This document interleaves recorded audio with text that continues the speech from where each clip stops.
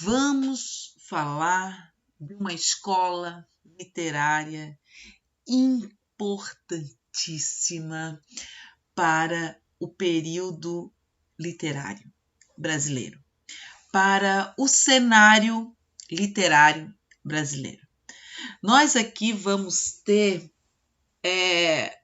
uma perspectiva da sociedade completamente diferente daquela que a gente viu lá no romantismo. Vamos recapitular só um pouquinho as características do romantismo, só para a gente lembrar, para a gente comparar com a do realismo, tá? O romantismo, subjetividade, valorização do eu, temos o cunho social, temos o nacionalismo, o ufanismo patriótico, sentimentalismo, subjetivismo, tudo que fala muito das emoções. Então, quando eu falo em romantismo, eu estou falando da apoteose do sentimento. Tudo é visto de uma forma muito peculiar quando se diz respeito ao sentimentalismo, tá? Ao sentimento. Então, gente, falar do romantismo foi muito importante, né? Como a gente já viu, porque foi no romantismo que foi criada a nossa identidade pela questão nacionalista. Claro, de uma forma muito, como eu falei para vocês, sentimental, né? A independência do Brasil, como ela foi pintada na forma do romantismo, né? Todos aqueles cavalos bonitos que a gente sabe que na história não foi nada daquilo, né? Foi um acaso, né? Que eles tiveram que fazer aquilo rapidamente porque ia acontecer, né? Alguma coisa que eu não me recordo lá da história, que eles tiveram que pedir a independência. Mas não que isso fosse tudo premeditado, mas o romantismo, ele idealiza tudo, tá? A visão dele sobre o amor é idealizado, aquele amor proibido. Eles conseguiram, olha só como José de Alencar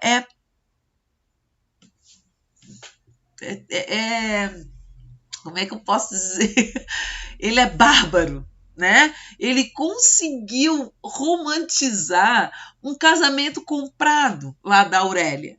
Ele conseguiu romantizar a Lucília, que foi uma prostituta, que foi tentar a vida na cidade grande e caiu na prostituição.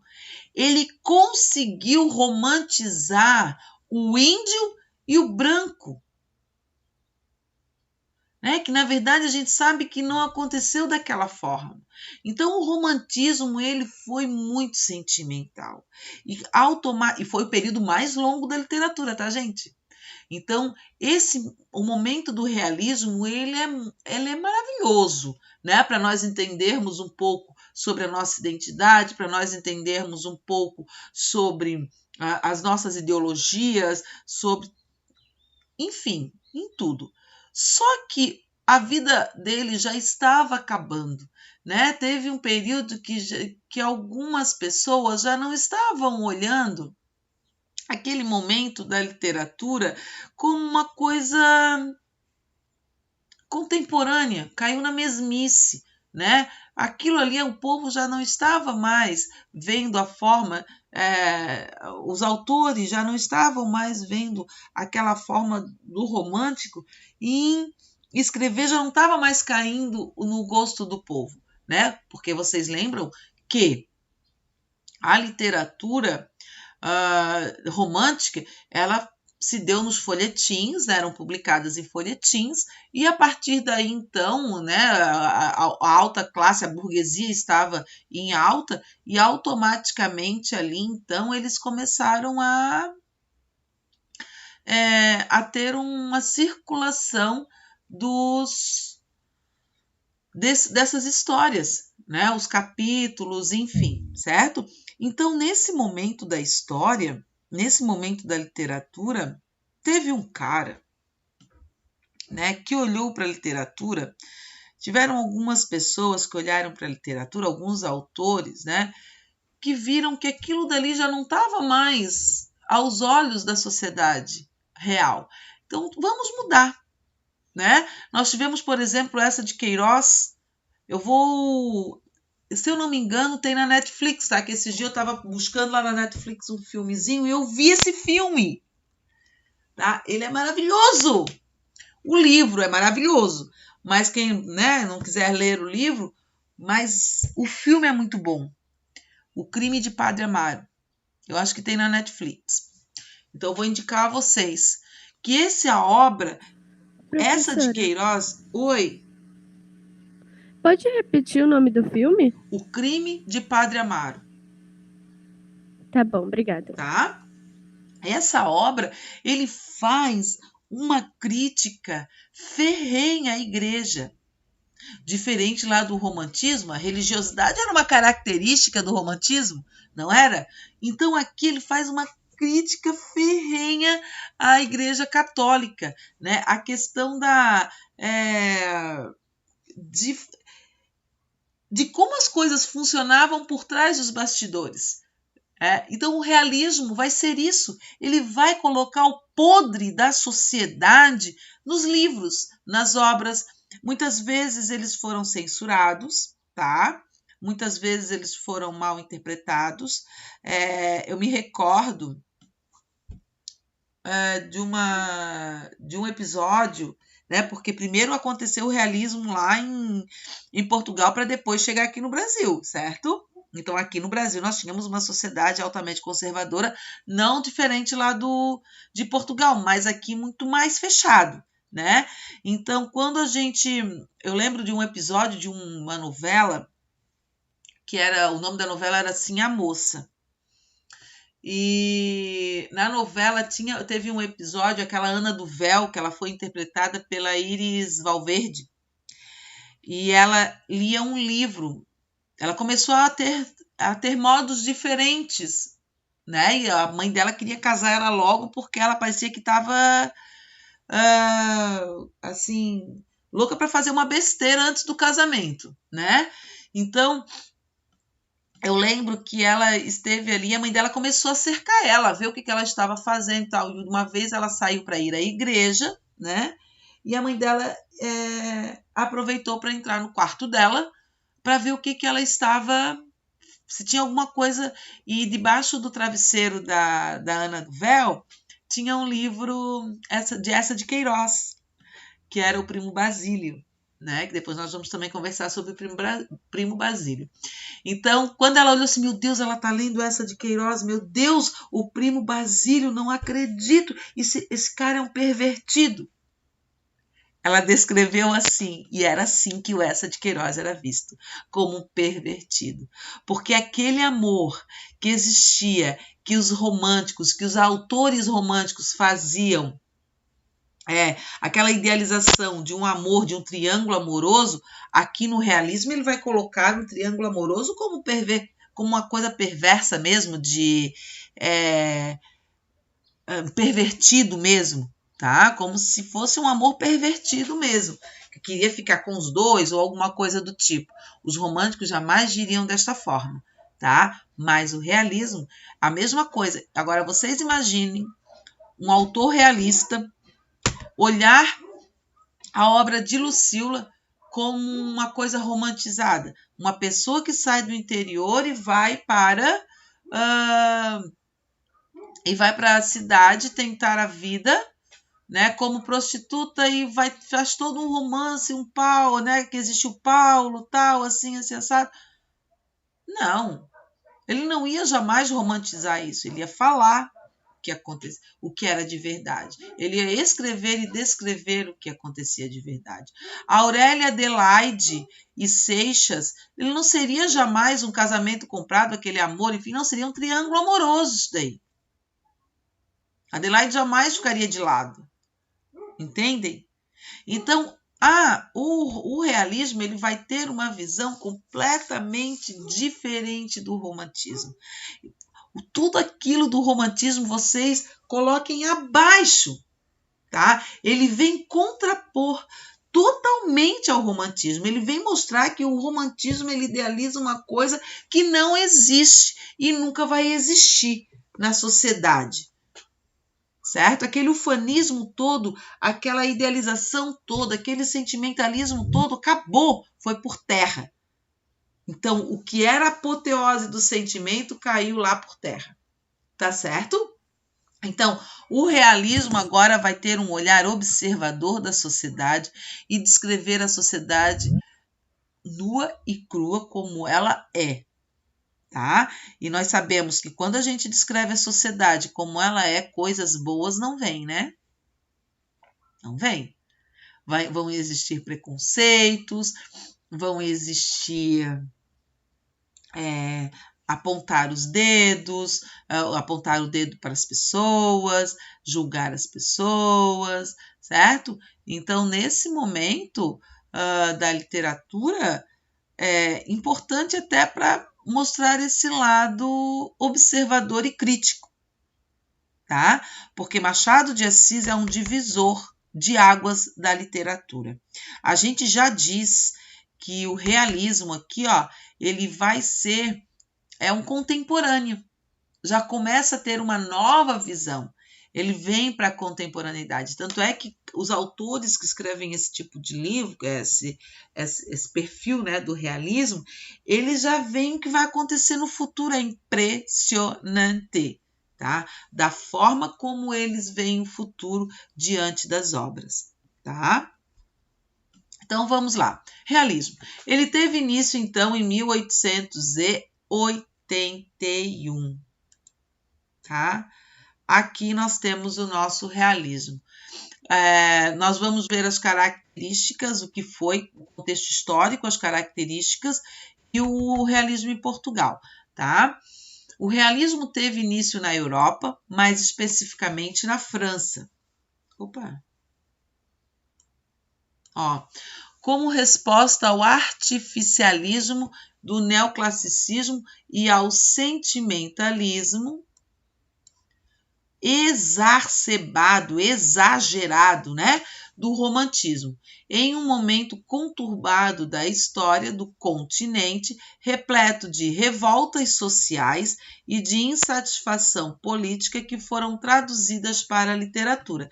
Então, a história nesse momento aqui, na Europa, né, o que estava acontecendo, foi realmente retratado, né, para o realismo, certo? Então, aqui, ó, um dos pontos importantes que estava acontecendo era a Revolução Industrial. A gente fala que a Revolução Industrial foi o marco principal também, né, para a sociedade, para a história da sociedade, né, o desenvolvimento da sociedade. De fato, por isso aqui que a gente diz que o romantismo também, que o realismo também foi esse marco para a modernidade. A Revolução Industrial também se deu para a modernidade. A Revolução Industrial iniciada na época na Inglaterra, né, trouxe suas consequências, acentuando a divisão de classes e promovendo a condição precária dos operários, ao passo que favorecia o enriquecimento da burguesia industrial. Eu vou fazer uma pergunta para vocês e fiquem na cabecinha de vocês, tá? A partir dessa informação aqui, ok? Fica na cabecinha de vocês que depois a gente vai conversar sobre.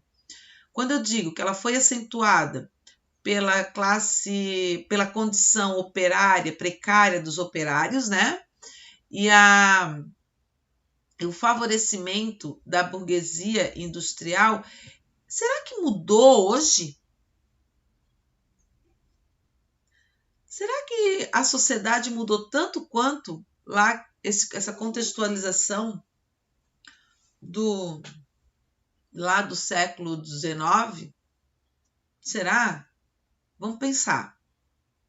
Aos poucos, as revoltas se espalharam por toda a Europa. Segundo os teóricos socialistas, muito importante vocês saberem da desses teóricos socialistas aqui, Porque eles... Vocês podem fazer citações em dissertações. Então, é muito importante vocês saberem disso. As terras e os meios de produção, como máquinas, fábricas, etc., deveriam ser de propriedade comum, organizados pelo governo para que os rendimentos fossem distribuídos por todos. Então, eles queriam que a organização fosse governamental para que tivessem os mesmos rendimentos. Todos tivessem o mesmo rendimento. Acontece isso na sociedade atual?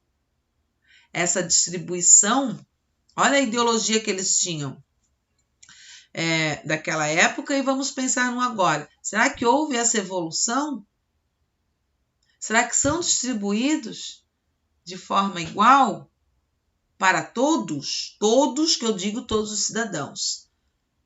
Né? Mais uma perguntinha que fica no ar. Tá? Depois nós temos ali, ó, as características do nosso realismo. Oposição aos ideais românticos.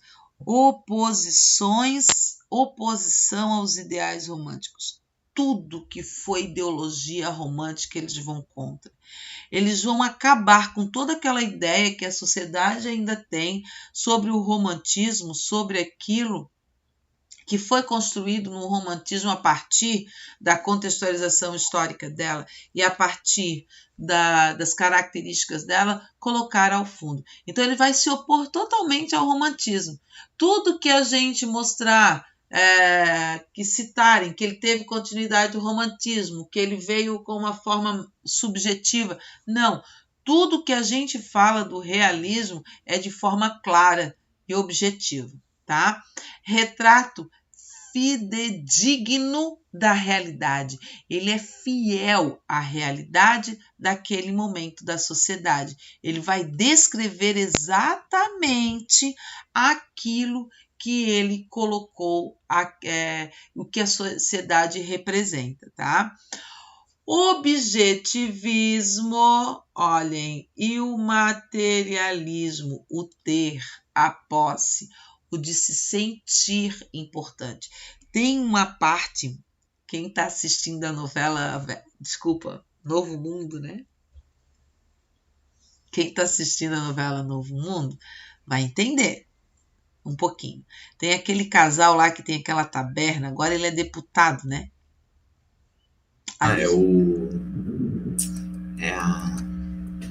Aquele Zé dos Porcos. Não é o Zé dos Porcos. É das 6, aquela novelinha das 6. Não é Zé dos Porcos dele. Não é o Dramaturgo,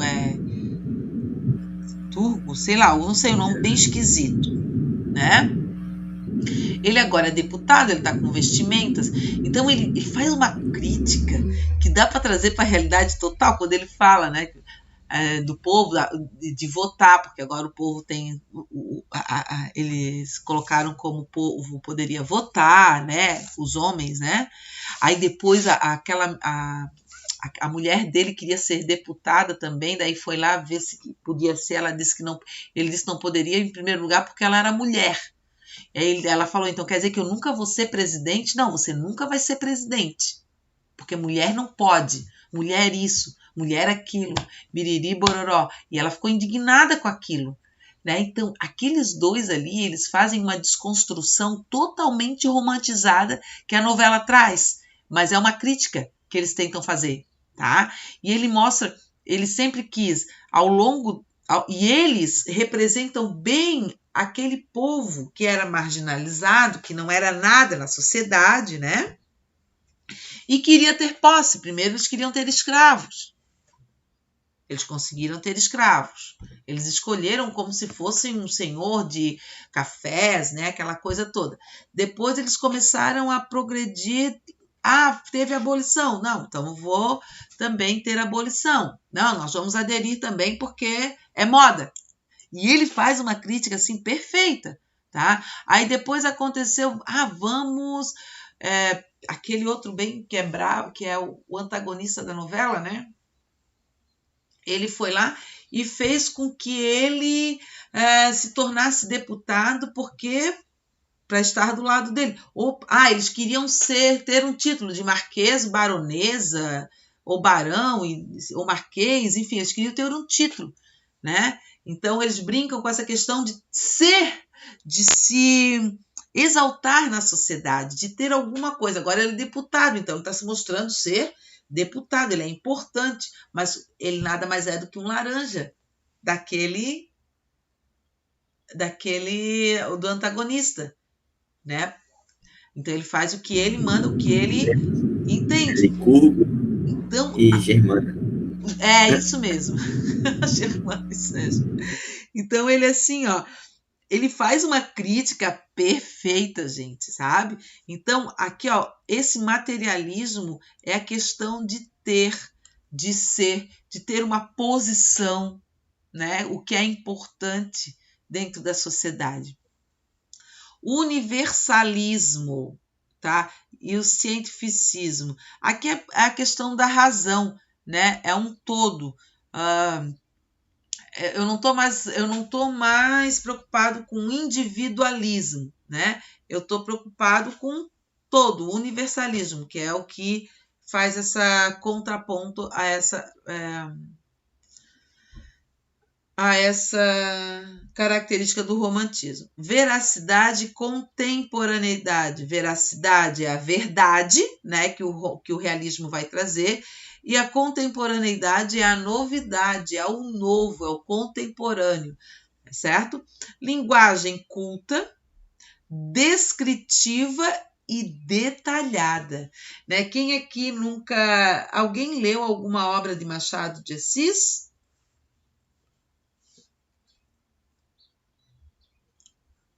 Alguém leu alguma obrinha de Machado de Assis na sua vida escolar aí? Não? Então, Machado de Assis, quem lê, tem gente que diz assim, professor, eu não consigo ler Machado de Assis. Meu Deus, ele descreve tudo. Ele é detalhista. É bem difícil. Eles detalham bem a narrativa para você imaginar os pormenores que ele tem. Assim acontece também com essa de Queiroz, tá? Essa de Queiroz também traz essa ideia, né, desse descritivismo. Primo Basílio, meu Deus, o crime de Padre Amaro, o Primo Basílio, a gente percebe bem essa narrativa lenta, ela se torna bem lenta, tá? Os temas são urbanos, sociais e o cotidiano, o que acontece no dia a dia, tá? É aquela crítica à sociedade, aquilo que eles estão enfatizando, enfim, tá? Preocupação com o presente. A partir do momento que ele se preocupa com o presente, é como se ele já soubesse o que fosse acontecer no futuro, tá? Então, eles vão ficar presos àquilo que aconteceu na realidade ali daquele momento. Crítica aos valores burgueses, né? Nas obras a gente percebe bastante isso, em Machado de Assis, por exemplo, lá em Memórias Póstumas de Brás Cubas. Brás Cubas é um cara que não deu certo em nada na vida, né? Ele mesmo diz, ele é um frustrado, né? Depois a gente vai analisar a obrinha dele, a gente vai ver, tá? E aí a gente vai analisar bem essa questão, tá? Crítica aos valores burgueses. Críticas aos valores burgueses também é a mesma coisa, né? A crítica que ele faz, a crítica às instituições sociais e à Igreja Católica, né? O crime de Padre Amaro, meu Deus, ele é até um pouco... Então, nesse momento, o crime de Padre Amaro, quem for assistir, cuidado, tá, gente? Não levem para um lado pessoal, que eu acho também, eu sou católica, né? Eu também sou religiosa. Às vezes eu acho, assim, pesado, mas não levem para esse lado, levem como uma crítica daquele momento, levem como uma crítica que eles estavam fazendo em relação à burguesia ou algumas coisas da hipocrisia que acontecia na sociedade daquela época. Abram a cabeça para esse momento, tá? Não deixem a emoção mostrar outro caminho para vocês, tá? Denúncia social. Então, ele vai denunciar a miséria, hipocrisia, como eu falei para vocês, exploração e a corrupção.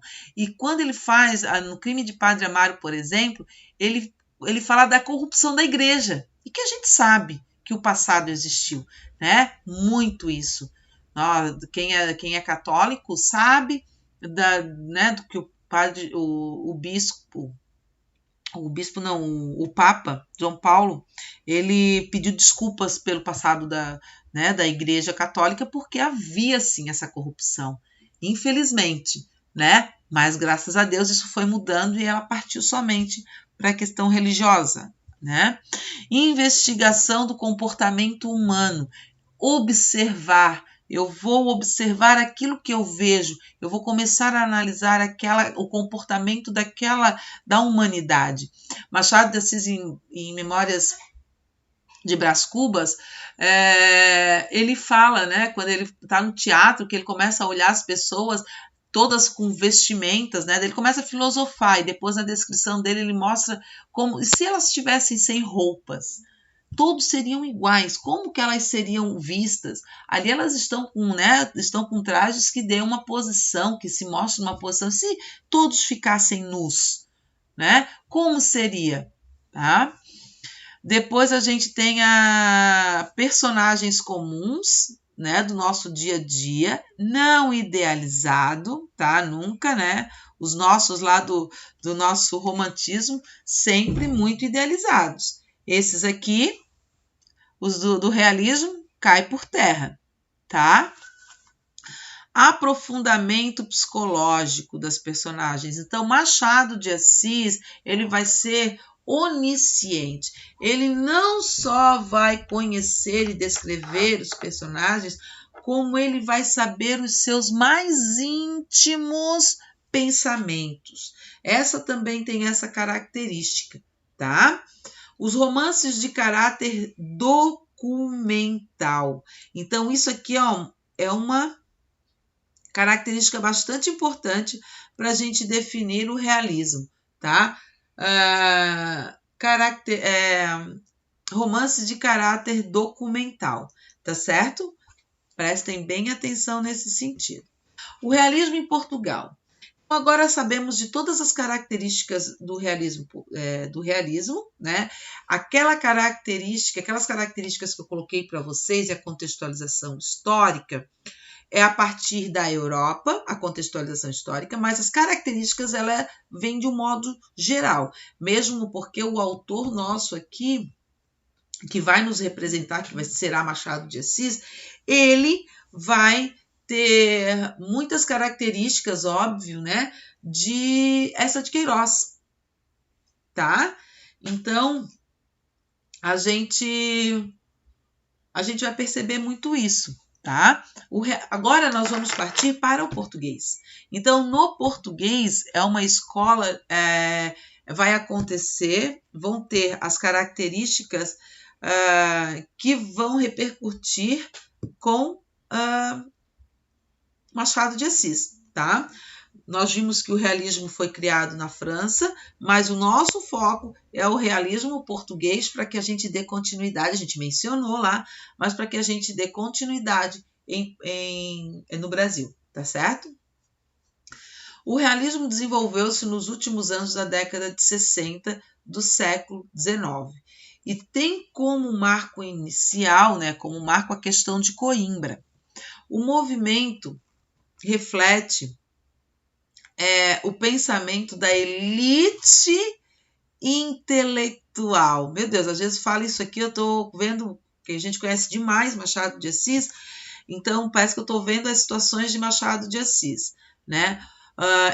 Do país insatisfeita com o clero, e a monarquia, tá? Então eles vão fazer essa crítica. E Machado de Assis, a República já começa a dar os seus sinais, né? Já está tendo aqui, né, no caso quando surge o realismo, a República já está em ênfase.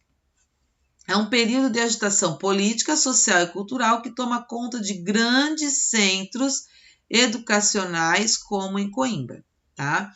A Escola Realista de Portugal estende-se até 1890, quando Eugênio de Castro publica a obra O Aristos, um livro de poesias que seguia o modelo simbolista importado na França. Depois a gente vai ver aqui o que aconteceu no realismo, porque nós temos o naturalismo, né? Que está junto do realismo, só que a apostila separou. Eu também gosto de trabalhar separada, mas elas não vêm contrapor ao realismo, elas só vêm enfatizar ainda mais as características realistas. Antero de Quental. Aqui então nós temos as obras, né? Antero de Quental, que vamos começar então com os autores e obras. Quem fez referência a Portugal nesse período literário. A produção poética, Antero de Quental, então, ele representou a poesia, tá? É apresentada em 3 momentos, todos ligados à trajetória da vida do autor. As primeiras poesias são para a questão Coimbra e ainda refletem um modelo romântico. Ele ainda tem alguns respingos, né? Ele ainda tem alguns respingos da literatura romântica, tá? Então, ele tem alguns respingos da literatura romântica aí. Claro que não tão enfatizadas como acontece no romantismo, porque lá na terceira geração romântica, por exemplo, ele já é um período de transição para o realismo, lembra? Quando Espumas Flutuantes, aqui no Brasil, por exemplo, em Espumas Flutuantes, quando acontece a poesia de Castro Alves, ele já mostra a mulher completamente diferente aos olhos do romântico fiel ali, né? Essa de Queiroz. Esse cara é o principal autor, o Antero tem, claro, né, a sua importância na literatura, mas o Essa, gente, é o Essa. Ele é maravilhoso. A fase realista de Essa de Queiroz é marcada pela trilogia de cenas da vida portuguesa, com as obras O Primo Basílio, que fala de um triângulo amoroso, né? Os Maias, que já foi uma minissérie, inclusive, e O Crime de Padre Amaro, que ele faz uma crítica à Igreja Católica muito forte. Tá? Nas obras, o autor monta um painel da sociedade portuguesa e retrata os múltiplos aspectos da vida cotidiana. A cidade provinciana, a influência do clero, a pequena e a média burguesia de Lisboa, os intelectuais e a aristocracia. Então, ele consegue nessas obras, ele teve outras, mas é como eu falo para vocês ali, ó, é marcada por essa trilogia. Tá? Esses 3 livros são os principais de Essa de Queiroz. E eu sugiro, Jânia, que vocês não deixem de ler O Primo Basílio e O Crime de Padre Amaro. Tá? Por isso é que eu marquei aqui. Ó. Eles são excepcionais. Quem não quiser ler ao livro do Crime de Padre Amaro, que leia, então, o Primo Basílio. Eu lembro que o ano passado, quando eu passei esse realismo para outra turma, no segundo ano do ano passado, que eu comecei a contar a história do crime do Padre Amaro, eu disse, não, professora, não conta, vamos ler a obra. Dá esse livro para a gente ler. Eles gostaram tanto do livro, da história, que eles quiseram fazer a prova do livro deste livro. Então, ao invés de pedido de memórias póstumas de Brás Cubas, por exemplo, eu passei para eles o Crime de Padre Amaro, e foi bárbaro, gente. Assim, teve uma discussão muito forte dentro de sala de aula, porque é um livro que ele é impactante. Tá? O Primo Basílio, ele é impactante para a sociedade da época, porque fala do triângulo amoroso, né? Aquela coisa da paixão e não esconder essa paixão. Tá?